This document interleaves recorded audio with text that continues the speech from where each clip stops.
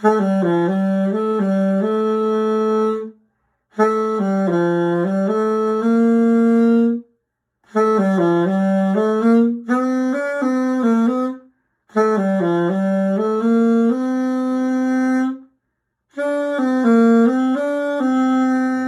everybody and welcome to the table. I'm your host Teen Wolf, and today we are diving right on in to Streets of New Capenna. Now, before we get into that, I would first like to mention that I really wish I had this when I was recording the Crack-a-Pack video a week ago. And by the way, sorry about that I haven't been uploading recently. It took me a little while to get to where I wanted to be for this set. But anyways, so the day that I uploaded the Crack-a-Pack video, which was actually, I recorded it the night before. When I was recording it, and oh, by the way, I have table games stuff now. I mean, I'm not selling it, but it's just like, sweet, I got a shirt now for the channel. But anyways, so this poster, you may not be able to see it all that well. Here, I'll move the chair out of the way really quick. So basically, it's reflective, but all it means, all it's showcasing is the 5 different families. So, for Streets of New Capenna, I'm going to be showcasing each of the different 5 families. And the first one will be my personal favorite, Obscura. Now, what to expect from Obscura? Well, lots of control, lots of little tiny creatures that out of nowhere get scary, and Connive. Connive is a new mechanic from Streets of New Capenna. Now, if you haven't watched my Crack-a-Pack, 1, go watch that, and 2, Connive means that whenever this creature were to deal combat damage to a player, you draw a card, then discard a card. You have to do this. And whenever you discard a non-land card this way, put a +1/+1 counter on that creature. So when it enters the battlefield, it could connive. When it deals combat damage, it could connive. When it attacks, it connive. Whatever. But what connive means is you draw a card, discard a card, put a 1/1 counter on something if you discard a non-land card, to put it simply. And by the way, only creatures do this. No artifacts or enchantments. But anyways, so with this little intro aside, let's get into what those conniving Obscura mages have in store for us today.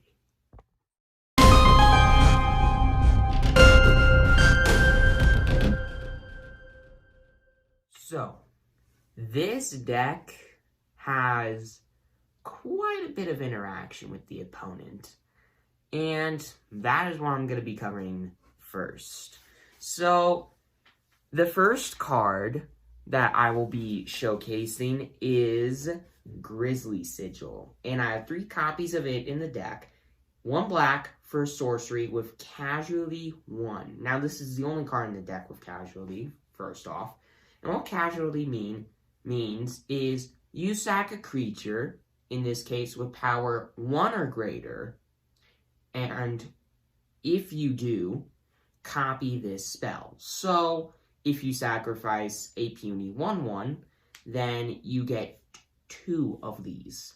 So, what it means is deal 3 damage to a creature or planeswalker, and you gain 3 life, if that creature was dealt non-combat damage. So what that means is, like, if an instant were to deal damage to something, then that is considered non-combat damage. So if you were to do that, the creature is dealt 3 damage, creature or planeswalker is dealt 3 damage and you gain 3 life. However, if that creature wasn't, or planeswalker wasn't dealt non-combat damage, deal 1 damage to it and you gain 1 life. So, if you were to sacrifice a puny 1/1, you can deal 4 damage to a creature or planeswalker and gain 4 life for 1 mana. That's pretty good. Now, the next card is my all-time favorite card in this set. This card is so flipping hilarious. 3 copies of it in the deck. Witness Protection. 1 mana, 1 blue mana for an enchantment aura, and you enchant a creature. Enchanted creature loses all abilities and has a base power and toughness 1/1 and is a legitimate business person. So, it's a legitimate business person. That alone is hilarious.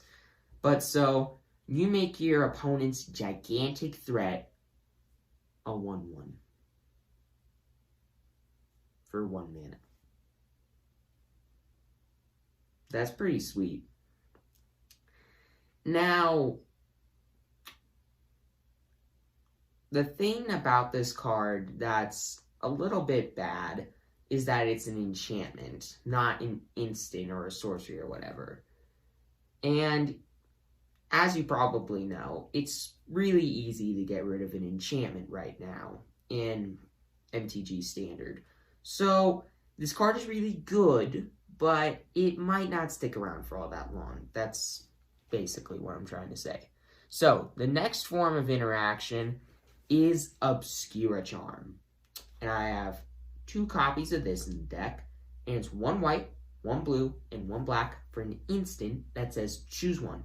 Return target multicolored permanent with mana value 3 or less from your graveyard to the battlefield.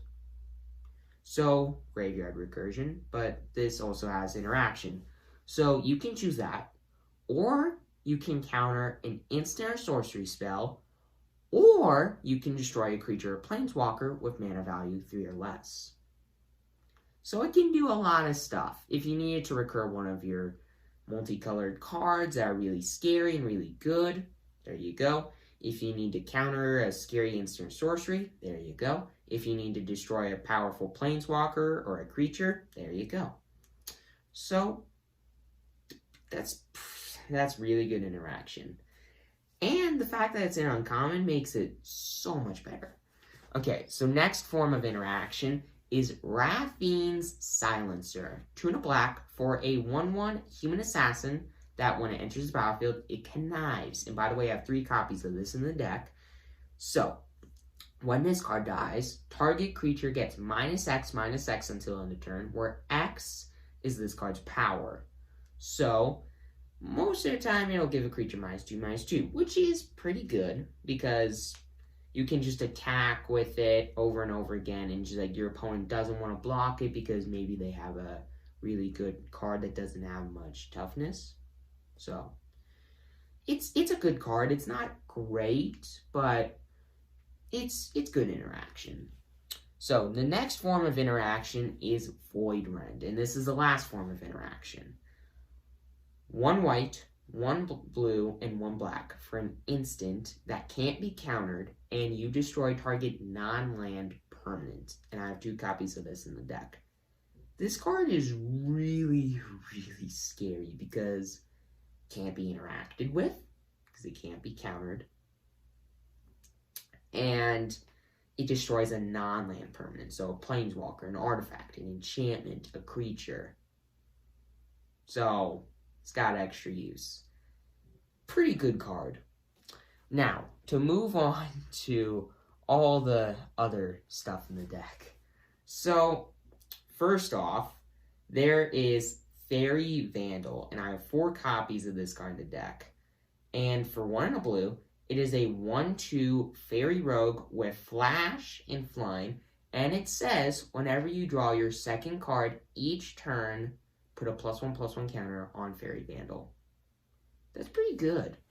Now, the next card is Ledger Shredder, and I have 3 copies of this in the deck. And for 1 and a blue, it is a 1/3 Bird Advisor with Flying, and whenever a player, so not just you, your opponent as well, whenever a player casts their second spell each turn, this card connives. So, 1, it's a flyer, 2, it's cheap, and 3, this standard, you're casting so many spells on any turn. It's just, this card's going to get big and it's going to get scary really, really fast. And then the next card is Illuminator Virtuoso. And I have no clue if I'm saying that right. And for 1 and white, it is a 1/1 human rogue with double strike. By the way, I have 4 copies of this in the deck. Whenever it becomes the target of a spell you control, it connives. So, it can be good, but maybe not great.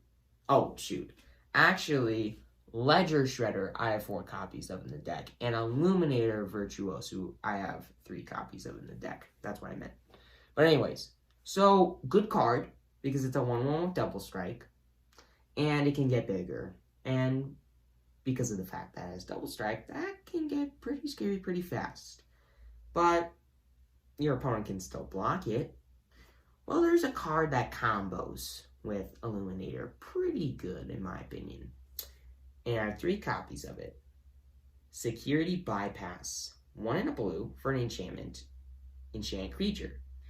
Enchanted creature, for as long as it's attacking alone, can't be blocked. And whenever the enchanted creature deals combat damage to a player, it connives. So, what you do is you play this on Illuminator.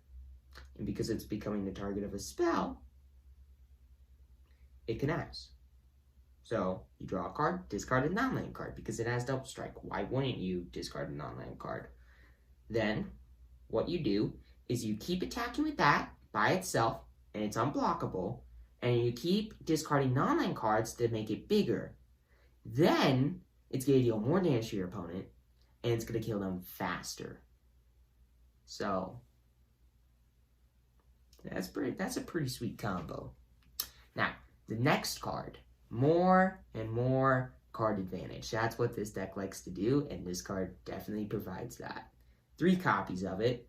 Tainted Indulgence. 1 blue and 1 black for an instant that says, draw 2 cards.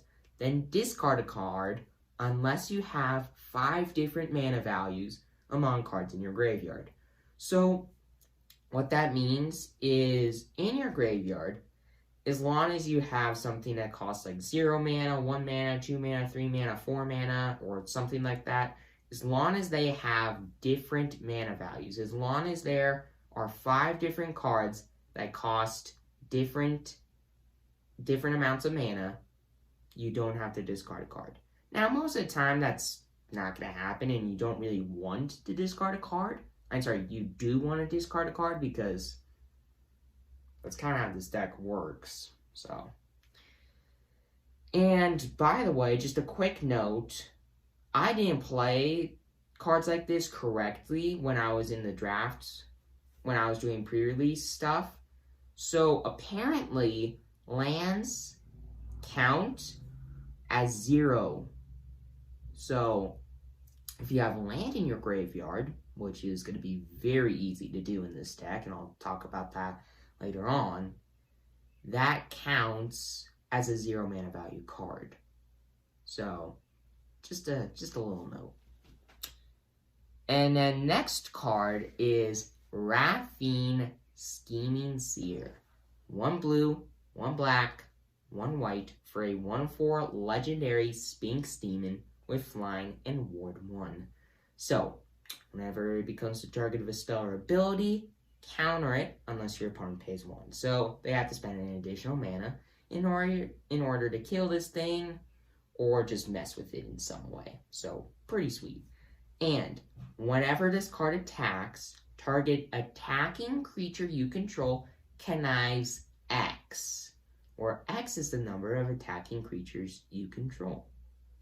So what you do is, let's say you have Illuminator Virtuoso in play, and it's enchanted with Security Bypass, and you're attacking with 4 creatures. Shucks, it's not going to be unblockable. But with Raffine, it's going to get really, really big, really, really fast. And then next turn, you attack with it alone, and more than likely kill your opponent. or you just make one of your flyers absolutely gigantic and just win the game that way. So, and you get to draw a ton of cards. Sure, you have to discard the same amount of cards as you draw cards, but hey, card draw is card draw. And with all this discard, you're probably thinking, well, your graveyard's just going to get really big really fast, and you're just not going to be able to use any of those cards. So what's the point? Oh, and by the way, I have 2 copies of Raffing in the deck. But anyways, well, what's the point of having to discard all these cards if you're not ever going to be able to use them again? Well, that's where this card comes into play. I have 2 copies of it in the deck, but hey, it works pretty well. Toulouse Clever Conductor. And this card is pretty sweet. So you can either spend a white or a blue mana for part of the cost, a blue or a black mana for another part of the cost, and 1 blue. So you can spend 3 blue, 2 blue and a white, 2 blue and a black, or 1 white, 1 blue, 1 black. So just a quick note. And it is a 3/1 legendary human rogue. The main reason I don't have multiple copies of it in the deck is because it's legendary. And when it enters the battlefield, it connives. So, pretty good. It's a 3/1 that connives. And yeah. So, it does that, but it also does something else. Whenever you discard a card, exile it instead. And whenever Toulouse dies, put all the cards exiled with it into its owner's hand. So, all the connive cards, all the tainted indulgences, you discard those cards and Toulouse is in play. Then those cards go into exile. It's a 3/1, so you keep on attacking with it over and over again until your opponent has to kill it. And then they kill it, and all the exiled cards go back to your hand, and more card advantage. Yeah, that's pretty awesome. That's pretty sweet. Now, the next card is another sweet bomb. Quasar, Augur of Agonies. And I have 2 copies of it in the deck. And for 1, a white, a blue, and a black, it is a 3/4 legendary cephalid, I think is how you pronounce it, advisor. And it says, whenever you draw a card, whenever you draw a card, target opponent loses 1 life, and you gain 1 life. You read that right. So, all the connive stuff, all the tainted indulgences, once again, combo fantastically with this card. You can draw like 5 cards in a single turn with this deck, and this card's in play. 1, you're going to gain 5 life.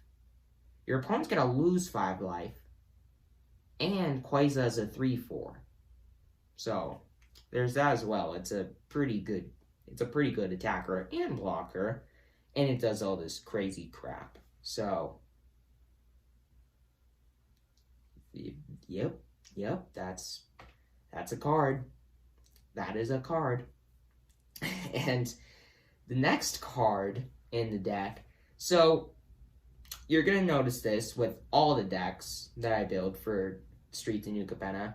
They're all going to be 3 colors. So you're going to need pretty good mana fixing. This card and all the other cards that are in the same cycle as this card, we'll talk on that in a bit, work pretty well with these decks. So, there's one of these cards for each of the crime families, and this is the one for the Obscura deck. And I'd say this is one of the better ones. It's not the best of them all, but it's one of the best of them all. So, Shattered Seraph. I have 3 copies of it in the deck. And for 4, a white, a blue, and a black, it is a 4/4 Angel Rogue with flying, and when it enters the battlefield, you gain 3 life. That card just sucks. But it can do something else. you can pay 2 mana and exile it from your hand. Then, target land you control taps for either a blue, a black, or a white mana. So you can pay 2 and exile it from your hand, and one of your lands now is basically a triumph until this card is cast from exile. Well, how are you supposed to cast it from exile? Well, this card says that for as long as this card is in exile, as long as you exiled it from your hand, you may cast it from exile. So it's 7 mana, so more than likely you're not going to be able to cast it, or it's going to be quite a while until you cast it. So, until then, you have fantastic mana fixing. And more than likely, by the time you are able to cast this card, you're not really going to need the mana fixing anymore. So there's that too. But overall, this card's mainly in the deck just to help mana fix. And it's just, yeah, this deck has,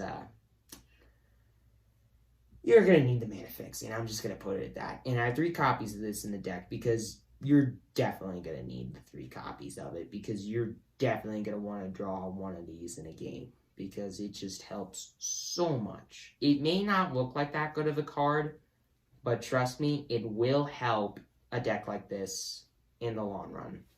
Now, to move on to the mana base. I have 5 islands in the deck. I have 4 plains in the deck. And I have 4 swamps in the deck. That's not all the lands. That's not close. Well, I have a lot of non-basic lands in this deck because, like in all the other Crime Family decks I'm going to be previewing, you're going to need the mana fixing. So, one of those cards is Waterfront District, and I have 2 copies of it in the deck. Enters the battlefield tapped. It can tap for a blue or a black. And in the late game, you can pay 2, a blue and a black, to tap it and sacrifice it to draw a card. So, good mana fixing early in the game, and when you don't need it later on in the game, you can draw a card. And as you've noticed, drawing cards is really good in this deck. And of course, this is only taps for a blue or a black. Well, you're going to need the white and blue one as well. So, you got 2 copies of Skybridge Towers in the deck. Enters the battlefield tapped, taps for a white or a blue, and you can pay 2, a white and a blue, and tap this to sacrifice it and draw a card. So, once again, good mana fixing, and you're going to need it. And in a late game, you can draw a card. Pretty good. Now, we got a little bit more mana fixing, because why not? 3 copies of Obscura Storefront, and this is a fantastic cycle of cards in this set. So there's going to be one of these for each of the crime families, and it's a really good card. So when this card enters the battlefield, you immediately sacrifice it. But when you do, you search your library for an island, a swamp, or a plains, put it onto the battlefield tapped, and you gain 1 life. So, it's like Evolving Wilds, but a billion times better, because it helps you for a certain kind of deck, and it gains you a life. And yeah, it's just really good card, really good mana fixing. And the last card, I don't expect you to keep this in the deck because it's quite expensive, but if you can keep it in the deck, it's fantastic mana fixing. And I only put 1 copy of it in the deck. Raffine's Tower. It is a plains swamp island. Now it's a non-basic land, but it has all those subtypes. And it taps for a white, a blue, or a black. Sure, it enters the battlefield tapped, but for free to get all that mana fixing is awesome. And if you draw this late in the game and you don't need it, you can pay 3, discard it from your hand, and then draw a card. Once again, works perfectly with this deck. And that's just a seriously broken card. Now I'm going to tell you this right now. You're more than likely going to cut this out of the deck. Not because it's a bad card. It's a fantastic card because it's expensive. Now, with the deck tech aside, let's move into the average mana cost of each card in the deck and all the card types in this deck.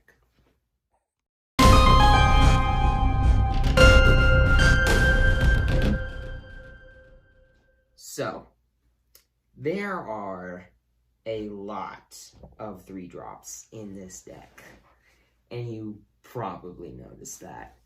So, the average mana cost is going to be a little bit higher than normal, and it's actually only 2.62. That's pretty good. That's actually not that bad. And you're going to notice this for all of the new Capenna decks I review. They are all going to be an average mana cost that's at least like 2.7 or maybe even 8. Now, this is the lowest out of them all, but it's still more expensive than most of the other ones that I've previewed in the past. A higher mana cost than most of the decks that I've previewed in the past, I should say. But though this deck has a higher curve than normal, it's still really powerful. Now, there is 13 removal spells in this deck. That's a lot. That's a lot of removal. 23 creatures, 3 of which are removal because of the Wrathing Silencer. But that's a good amount of creatures in a control deck. And 6 enchantments, 3 sorceries, 7 instants. So, a lot of control, good amount of creatures, not as creature heavy as a lot of decks I've previewed in the past, but still got a good amount of creatures in it. Now, with this all aside, let's get into the price of this deck.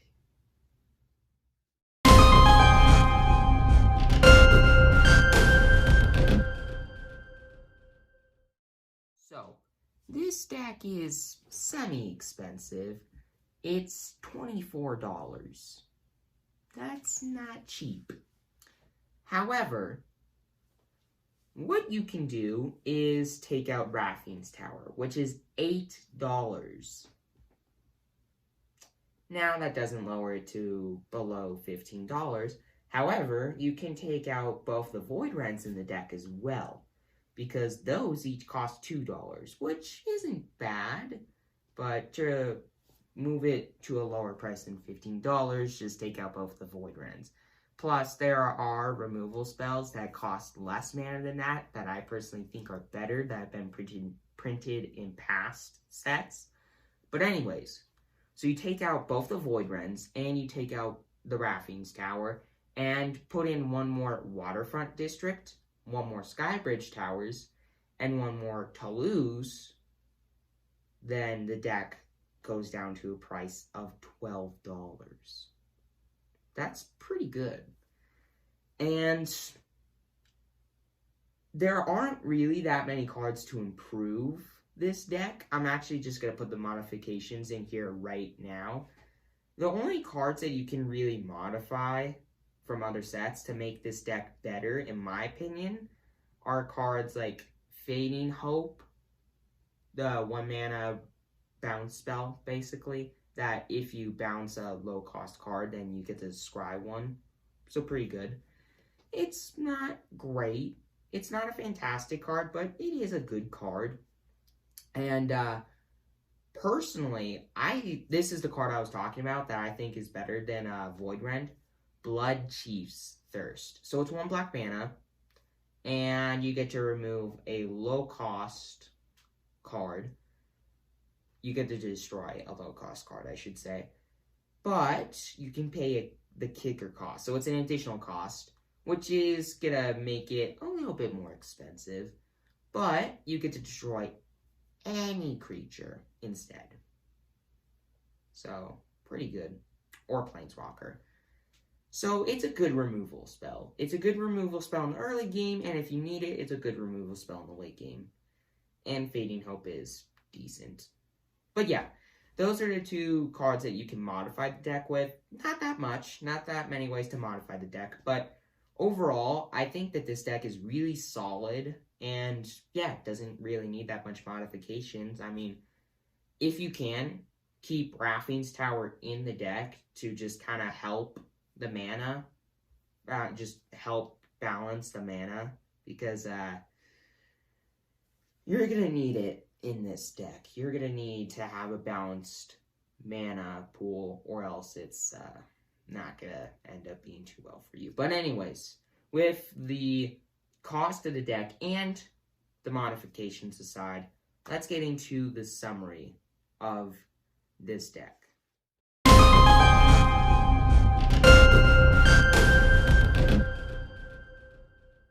Overall, I think that this deck is really strong, quite strong, and with all the removal in it and all the ways to get tons of card advantage and just having so many little creatures that can become pretty scary pretty quick, I would say that this deck could beat just about, or at least face off against, any deck.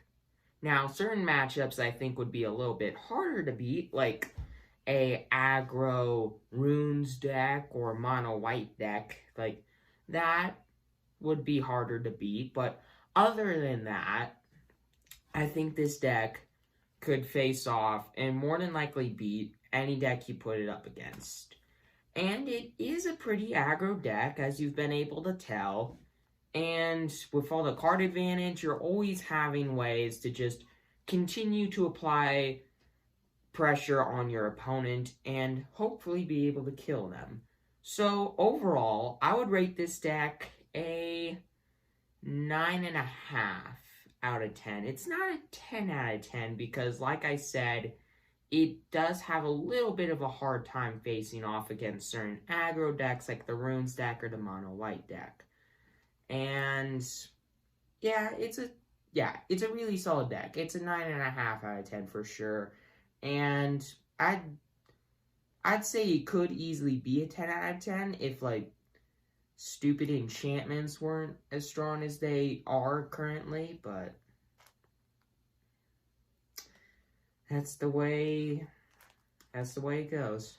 But anyways, so the most powerful card in this deck, after thinking about it for a while, I went back and forth. I was like, well, probably not like a 3-color card because it's just like it's going to be harder to play. So maybe something like Ledger Shredder. That's a really good card because it can give you a lot of card advantage really easily, and it's a flyer, and it's cheap, and it's really easy to play. Or Quasar, Augur of Agonies. That's a really good card because it can help you gain life and drain your opponent for life whenever you draw a card. And in this deck, that is easy to do. But overall, I'd say the most powerful card in the deck is probably Raffine Scheming Seer. Now, it is an absolutely fantastic card because it's a little hard to play, yes, but it's a 1/4 flyer, which is pretty good for 3 mana, and it has Ward 1, so it can protect itself. Now, the main reason why this card is so good is because when you attack, one creature connives a certain number of times for each attacking creature you control. So, because this deck is aggro, and because quite a few of the cards in the deck are flying, it's going to be easy to attack with a lot of your creatures without having to worry about them dying. And you make one of your creatures really, really big by conniving with Raffine a ton of times, drawing a ton of cards, and getting rid of all of the most useless cards in your hand. Some of which might be lands, which doesn't make the creature as big, sadly, but at least you get tons of card advantage, and you get to filter away all the cards that are weak in the game that you're currently doing. But overall, the deck's really good. The card's really good. And Raffing, by the way, I would rate a 9.5 out of 10. Now, it's not a 10 out of 10 because, like I said, it is a little harder to play because it's a 3-color card. But other than that, this card's absolutely fantastic. It's a little harder to kill with the Ward 1. It's a flyer. It's a good blocker because it's a 1/4. And can make something really, really big, really, really easily, and give you tons of card advantage. So yeah, overall, absolutely fantastic card, absolutely fantastic deck, and yeah, I'd say for any of you who like kind of a semi-control deck, but not entirely, with an aggro game plan and liking card advantage, just tons and tons of card advantage, and I guess a bit of board advantage as well. Basically, if you like any kind of long game, control-y, card advantage heavy deck, this is the absolute perfect deck for you. And trust me when I say this, it is an absolute blast to play a deck like this. And I think no matter what kinds of decks you like to play, this deck will become one of your favorite decks very, very fast. And when taking out a couple of the more expensive cards in the deck, and like adding in a couple removal spells to make it a little bit better, then this deck can be pretty good against any deck. So I hope that you liked this episode, and I'm your host, Teen Wolf, and I will see you next time. And please consider liking and subscribing.